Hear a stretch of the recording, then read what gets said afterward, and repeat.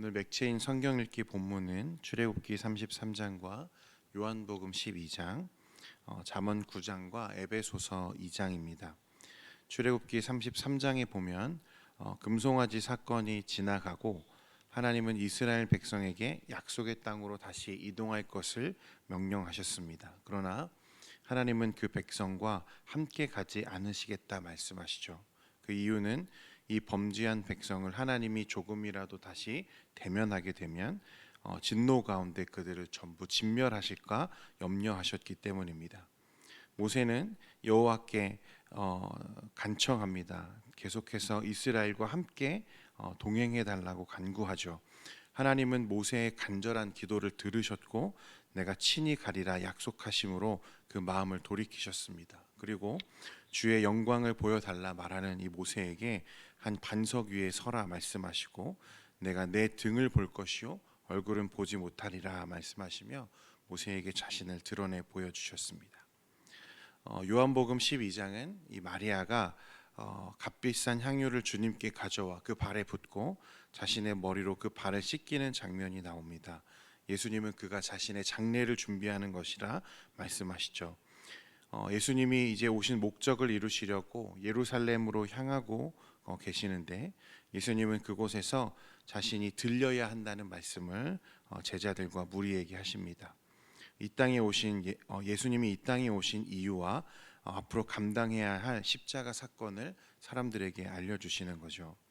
또 잠언 9장은 앞에서 다루었던 1장에서 8장까지의 요약 결론과 같습니다. 8장과 마찬가지로 9장은 지혜를 의인화해서 우리에게 묘사하고 있는데요. 지혜의 초청과 미련한 여인의 초청을 대비시키고 각 초청에 의한 결과가 생명과 멸망임을 대비시켜서 우리에게 말씀합니다. 지혜의 초청에 응하면 살 것이고 미련한 여인의 유혹에 응하면 멸망한다는 말입니다. 또 에베소서 2장은 우리에게 구원 이전의 사람은 죽은 사람이며 구원 이후의 사람은 새 생명 가운데 있는 사람이라고 말씀하고 있습니다. 허물과 죄로 죽었던 우리를 예수께서 다시 살리셨습니다. 우리가 죽음 가운데 있었을 때에는 이 세상 풍조를 따르고 공중 권세 잡은 자를 따랐다는 것입니다. 그러나 하나님은 그리스도와 함께 우리를 살리셨고 그 은혜에 의하여 믿음으로 말미암아 구원받았다고 말씀합니다. 이로 인해서 우리는 새로운 영적 신분을 소유하고 그리스도로 인해 하나님과 화목하게 되며 주의 지체가 되는 특권을 가졌다고 사도는 우리에게 설명하고 있습니다. 오늘도 말씀 안에서 은혜로운 묵상 되시기를 바랍니다. 이제 이어서 잠언 8장에 이어서 9장을 살펴볼 텐데요. 1절 말씀에 보면 지혜가 그 집을 짓고 7 기둥을 다듬고라고 말씀합니다. 여기서 지혜는 새로운 개념이나 또 새로운 존재가 아니고 8장에서 우리가 확인했던 것과 같이 같은 지혜입니다. 우리는 이 지혜를 창조주이시고 하나님의 창조에 동참했던 성자 하나님을 묘사하는 것으로 우리가 어제 나누었는데요. 이 지혜는 그래서 하나님의 모든 신적 속성을 가진 초월적이며 완전한 천상의 지혜이며 그 지혜의 말씀을 듣고 지키는 자는 놀라운 은혜와 축복을 얻게 된다는 것을 우리가 이미 다루었습니다. 오늘 말씀에 보면 저자는 이 지혜가 우리를 그의 집으로 초청하고 있다고 말씀하고 있는데 그의 집에는 큰 기둥이 7개 있다고 묘사하죠. 여러분, 이 7이라는 숫자는 다 잘 아시는 것처럼 이스라엘에서 완전을 뜻하는 숫자입니다. 기둥이 7개라는 것은 그 지혜가 초청하는 집이 어떤 곳인지를 우리에게 상징적으로 보여주는 거죠. 완전하고 웅장하고 아주 좋은 곳입니다. 그 집에서는요, 짐승을 잡고 포도주를 갖춰서 상을 차리고 이 잘 차려진 집과 그 잔치의 지혜는 지혜 없는 자와 어리석은 자들을 지금 초청하고 있다는 거예요. 우리 4절에서부터 6절까지 말씀을 우리 한번 같이 읽겠습니다. 시작. 어리석은 자는 이리로 돌이키라. 또 지혜 없는 자에게 이르기를 너는 와서 내 식물을 먹으며 내 혼합한 포도주를 마시고 길을 행하라 하느니라. 지혜가 어리석은 자들을 돌이켜 자신의 집으로 인도하고 거기에서 떡과 포도주를 먹이고 마시우는 것은 여러분 생명을 주기 위함이다. 우리에게 이렇게 말합니다. 여러분 기억하시죠? 예수님이 잡히시던 날 밤에 제자들과 떡과 포도주를 나누며 예수님이 뭐라고 말씀하십니까? 그 떡과 포도주가 곧 예수님의 몸과 피라고 말씀하시죠.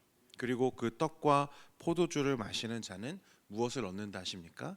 영원한 생명을 얻을 거다라고 말씀하셨습니다. 오늘날 여러분 우리는요, 주님께서 주신 떡과 포도주를 먹었고 또 먹고 있습니다. 믿습니까? 여러분, 왜냐하면 이 생명, 영원한 생명을 얻기 위함이라는 거예요. 지혜가 주는 떡과 포도주를 먹는다는 것은 그와 함께 거한다는 의미입니다.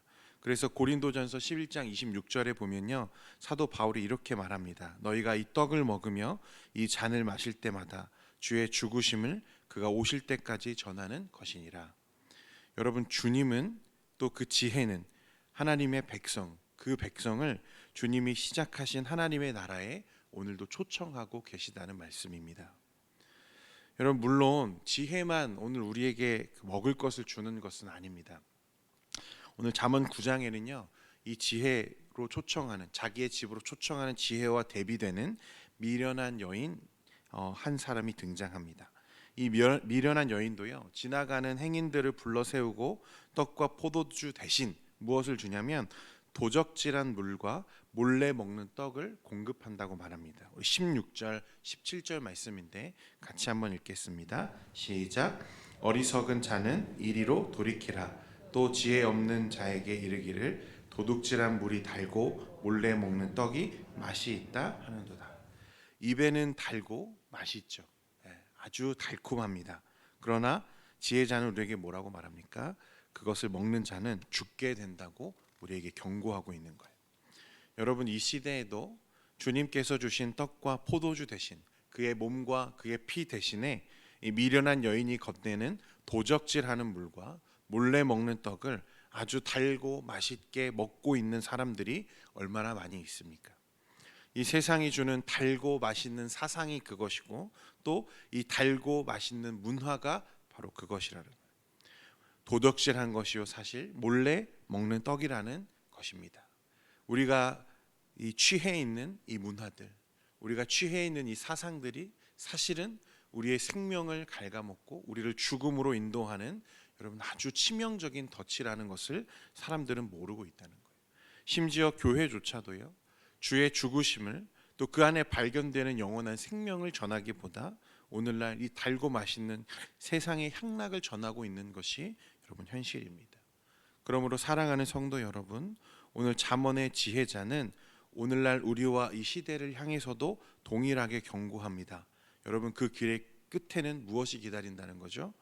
죽음과 수홀이 기다리고 있다는 거예요. 18절 말씀인데요, 오직 그 어리석은 자는 죽은 자들이 거기 있는 것과 그의 객들이 수올 깊은 곳에 있는 것을 알지 못하느니라. 야고보 사도도요, 여러분 같은 말을 합니다. 야고보서 4장 4절에 가늠한 여인들아, 세상과 벗된 것이 하나님과 원수됨을 알지 못하느냐. 그런즉 누구든지 세상과 벗이 되고자 하는 자는 스스로 하나님과 무엇이 되는 것이다? 원수되는 것이니라 말씀하셨습니다. 사랑하는 성도 여러분, 어리석은 자, 미련한 자라도 이 지혜의 초청에 응하여 그가 제공하는 떡과 물을 마시는 자는 생명을 누린다고 말씀합니다. 반대로 어리석은 자가 이 음란하고 미련한 여인이 건네는 이 도적질하는 물과 몰래 먹는 떡을 먹는 자는 어떻게 되죠? 더 어리석은 길로 들어서고 멸망의 길로, 죽음의 길로 들어선 것과 같다는 것입니다. 그래서 잠언 지혜자의 결론입니다. 우리 10절과 11절 말씀인데 같이 한번 읽도록 하겠습니다. 시작. 여호와를 경외하는 것이 지혜의 근본이요 거룩하신 자를 아는 것이 명철이니라. 나 지혜로 말미암아 내 날이 많아질 것이요 내 생명의 해가 내게 더하리라. 할렐루야. 그러므로 사랑하는 성도 여러분, 창조자이시고 모든 것을 초월해 계시는 이 참 지혜이신 그리스도를 늘 붙잡고 바라보는 저와 여러분 되기를 소원합니다. 여러분, 이 세상은 계속해서 우리에게 이 달콤한 말과 꿀 같은 소리로 저 도적질한 물과 떡과 같은 것을 먹으라고 말하고 먹어도 괜찮다고 우리에게 속삭이고 있습니다. 하지만 그건 여러분 거짓말입니다. 여러분 그 안에는 생명이 없습니다. 우리를 스올로 인도하는 길이라는 거예요. 속이는 말입니다. 그러므로 오직 그리스도 안에만 우리 주님 안에만 생명이 있음을 여러분 기억하시고 늘 그 하나님의 나라 오늘 지혜가 초청하고 있는 완전하고 아름답고 웅장한 내 집에 거할 곳이 많다고 하셨는데 그 나라를 소망하고 바라보는 저와 여러분 되기를 소원합니다. 그래서 늘 그 은혜와 사랑에 거하며 동행하는 저와 여러분 되기를 축원드립니다. 기도하겠습니다. 거룩하신 하나님 아버지 은혜에 감사합니다. 오늘 이 잠언 말씀으로 다시 한번 우리를 초청해 주시고 또 지혜로 또 말씀으로 생명으로 우리를 인도해 주시니 감사합니다. 하나님 이 세상에서의 삶이 녹록지 않고 또 유혹이 있고 때론 어려움과 고난이 있지만은 오늘 지혜자가 우리에게 말하는 것처럼 여호와를 경외하는 것이 지혜이요 명철임을 기억하고 이 생명의 길을 떠나지 않도록 늘 우리를 붙잡아 주시옵소서. 오늘 하루와 또 한 주간의 삶을 살아가는 동안에도 우리 성도들과 늘 함께 해주시고 이 생명의 길로 우리를 인도하사 늘 풍성한 하나님의 은혜를 맛보고 경험케 하여 주옵소서. 오늘도 우리의 질고와 연약함을 가지고 주님 앞에 나아갑니다. 우리의 기도를 들으시고 또 조성하시며 하나님 응답해 주옵소서.